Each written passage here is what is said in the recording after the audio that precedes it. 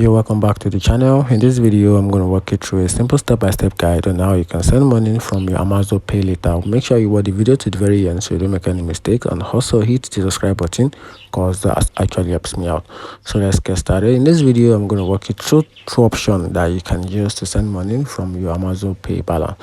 So the first option, if you see the send money option on your Amazon Pay balance. So let's get started with that. So open the Amazon Pay app, then tap the Amazon Pay option, tap on it, then select send money and choose to bank or to UPL. So if that is available, then enter the recipient details, which is the account number or the UPI ID or the phone number. Then from there, enter the amount and confirm the transfer.